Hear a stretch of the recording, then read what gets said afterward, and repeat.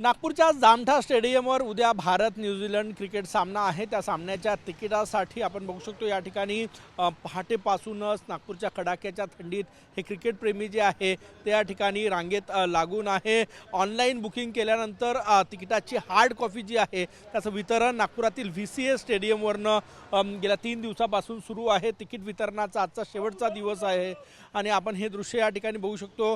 पहाटेपासून हे सगळे तरुण जे आहे ते तिकिटासाठी रांगेत लागलेले आहे। कहाँ से आप? मैं मध्य प्रदेश जबलपुर से आया हूँ। कब से कितने बजे आए यहाँ? मैं रात भर ट्रैवल करके आया हूँ। रात में 12 बजे बैठा था, सुबह पहुँचा हूँ 6 बजे। जी, किस लिए खड़े अभी? टिकट के लिए खड़े हैं, लाइन लगी। तुम्ही मैं भंडारा का हूँ। कशासाठी आलाय? टिकट बुक किए थे, टिकट की प्रिंट लेने आए हैं हम लोग। कब मिलेगी? अभी 9 बजे खुलेगा तब मिलेंगे सर। किती वाजता आला तू? मैं सुबह 7 बजे आया हूँ छिंदवाड़ा से। हाँ, टिकट लेने के लिए। नक्कीच आपण बघू शकतो। आपण अकोला महाराष्ट्र।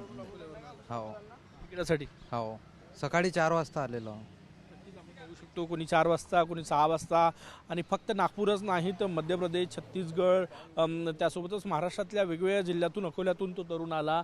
तिकिटासाठी रांगेत लागून या ठिकाणी वाट पाहत आहेत। तिकीट वितरणाचा आजचा शेवटचा दिवस आहे। ज्यांनी ऑनलाईन बुकिंग केलं त्यांना VCA स्टेडियम परिसरातून तिकीट मिळतंय। कॅमेरामॅन साईसह गजानन उमाटे, TV9 मराठी, नागपूर।